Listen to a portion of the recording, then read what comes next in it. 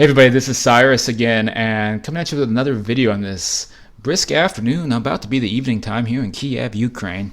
And in the last video, I talked on and on about the higher self, and a lot of that's based on my studies and esoteric knowledge and NDEs and things like that. And in this video, I want to talk about what I call fake or false identity systems, and how that is a huge danger to our mental health and well-being in probably any incarnated existence, which includes this world, other dimensions, or wherever it is you end up in the endless journey. It's an ongoing threat, and you see this a lot here in this world, and again, more complicated subjects, but always worth thinking about and addressing. So if you like these kinds of crazy subjects, believe me, there's a lot of people who really don't like this stuff, but a lot of people that it's really, really important, and if I'm assuming if you're watching this channel, you're one of those people, and if you want to see this kind of stuff still being talked about and discussed and not to disappear completely into YouTube irrelevancy, then go down and hit that subscribe button, like the video, share the video, consider becoming a patron at patreon.com/afterlife topics.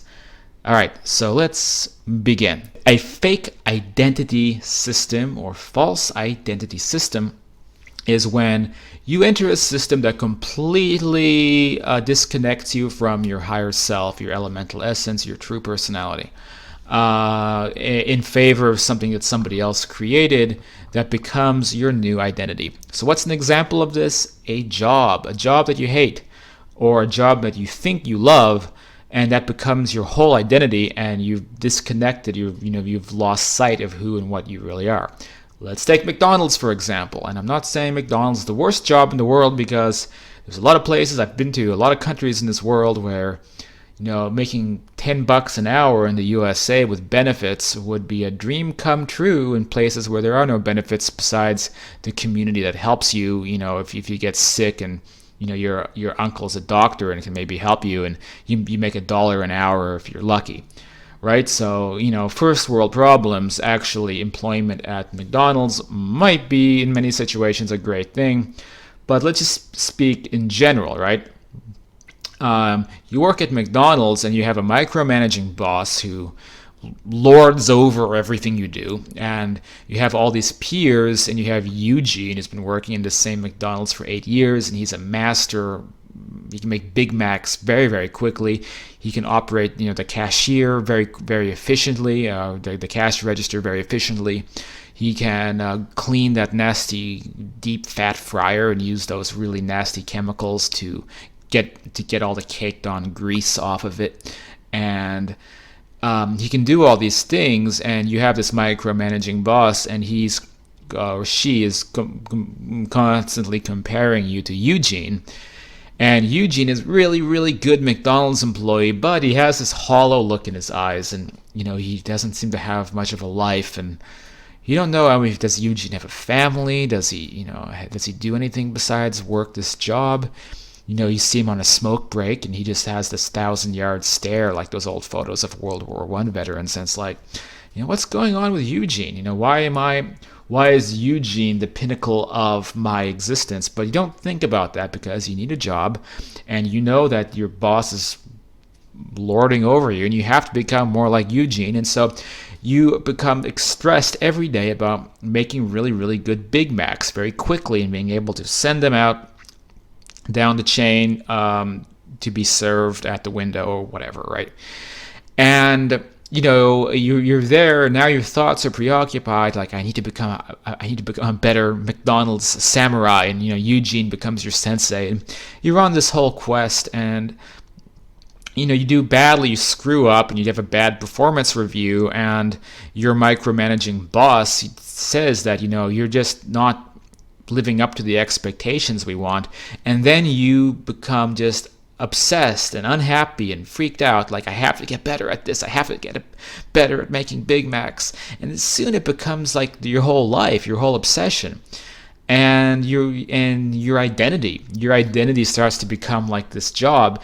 And as you get caught up in this system, you never stop to think, well, what's really going on? I'm making really bad food that's making everybody sick and probably feeding into some Illuminati plot to keep the world sick, to keep the pharmaceutical companies happy, to keep the cancer industry happy.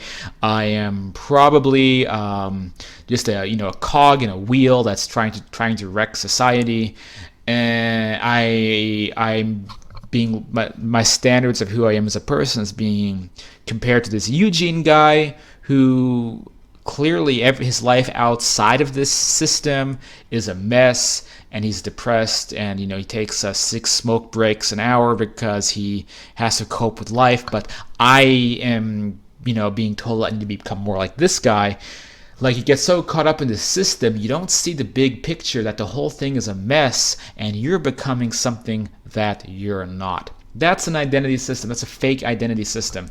And you'll see, I made this colorful illustration because, well, I guess that's what I'm known for, colorful illustrations, is why I'm a writer, but that's just one goofy example. You can see this anywhere. I really think a great example is East Asian educational systems, Japan, Korea. Your entire life becomes about some stupid exam. You become ostracized from your community if you don't do well in an exam. Imagine that kind of pressure. Your whole family is basically saying, if you don't finish this exam, then if you don't do well, then it's like you don't have a place in society or the family.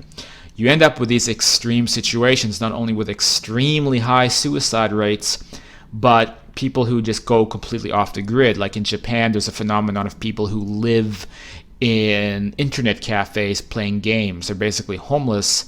I think they just scrape by through the government's help or something, and that's all they do. They made their life just playing games.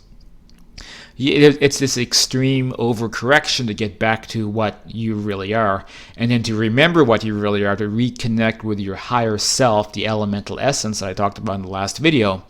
You sometimes have to do these extreme things, but those extreme things can also be harmful. So there's this lack of balance, and many jobs can be this way, right?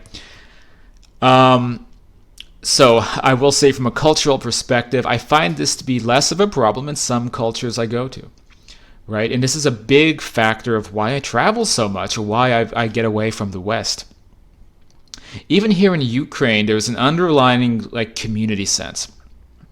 But I see the same thing in Southeast Asia, in Thailand, Indonesia, Vietnam, where if you go to a McDonald's, instead of the employees having this 1,000-yard stare because they're completely disconnected from who and what they are, you notice everyone just for a country where they're not even making a fraction of the salary, why are they so happy?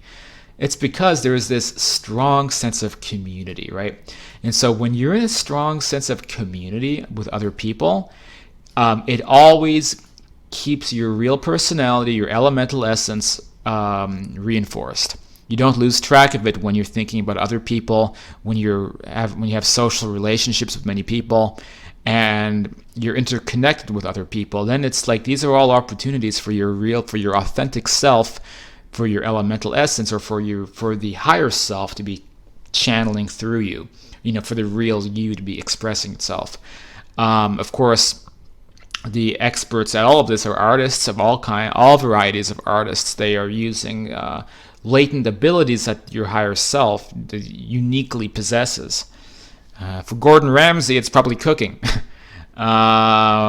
For Steve Jobs, probably innovating. It's a chance to, this thing is expressing itself through you, and you've tapped into that to become really good at something.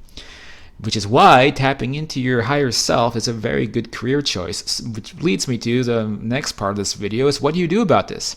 You have to avoid fake identity systems. And if you're in a situation, whether it's a job or even a culture, that is imposing a fake identity system upon you, for your own sake, you have to get out of that, and you do have to reconnect to who and what you really are. But in this world, we usually have to tie that into something that is financially feasible. And you don't want to be the extreme example like the people in Japan who I referenced, but sometimes even becoming independent contractor, an entrepreneur, is a major spiritual advancement. And many people talk about this, the relationship between entrepreneurship and spirituality.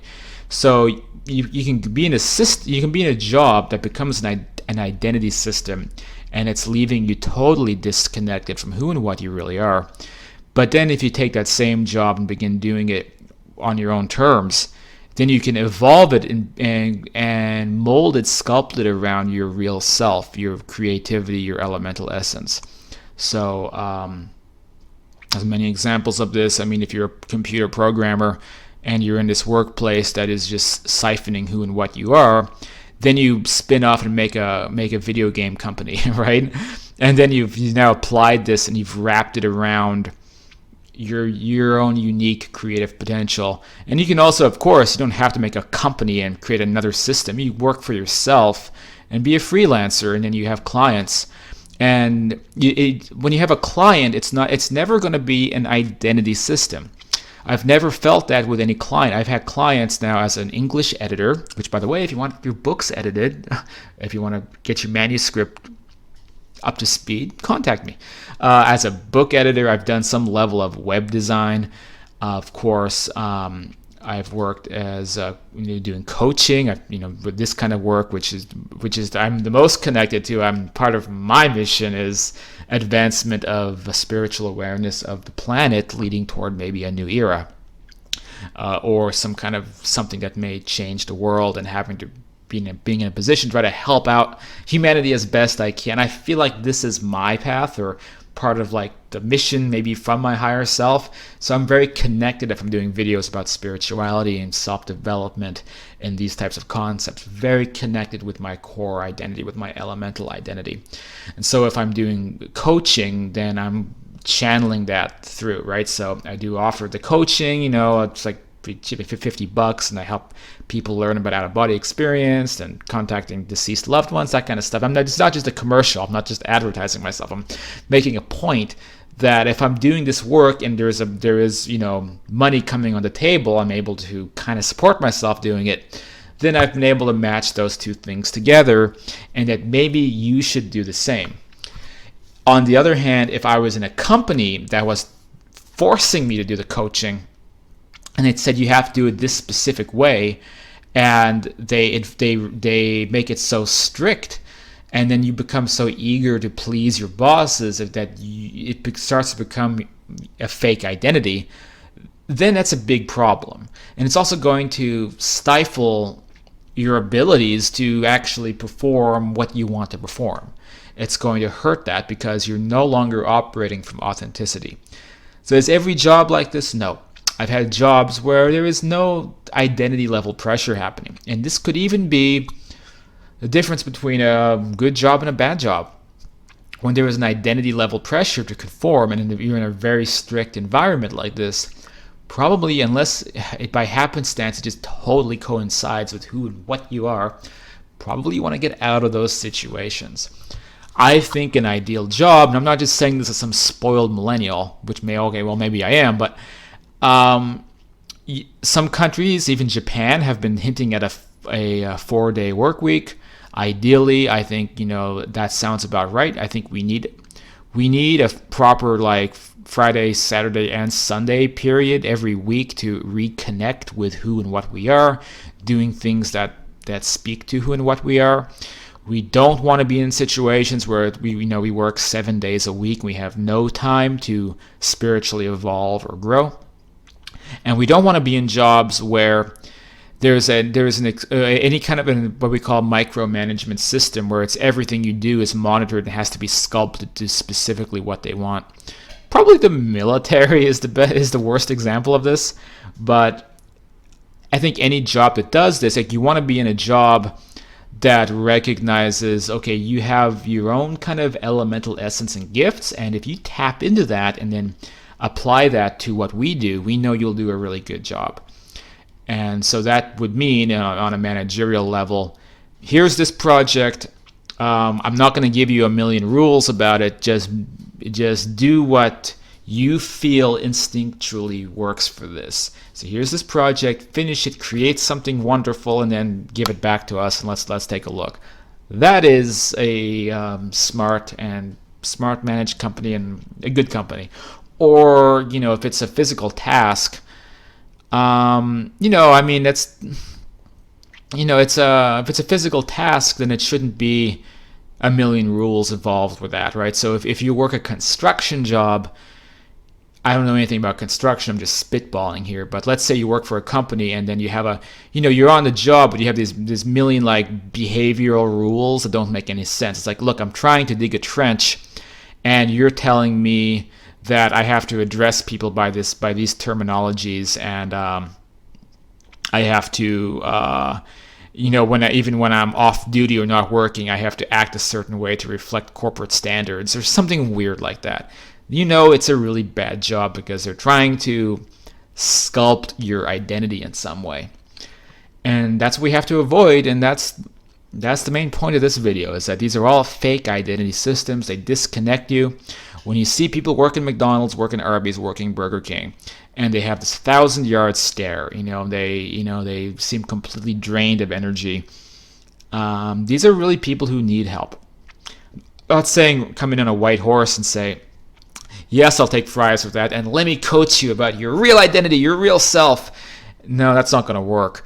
But if you have friends in these types of situations and they don't seem right and they seem like they need help, then maybe some kind of assistance is needed. Maybe you can give some kind of non-woo-woo version of everything I've just talked about, and try to introduce some of these concepts, because ultimately, even if you're hard up for cash, you're better off quitting a job like that than you are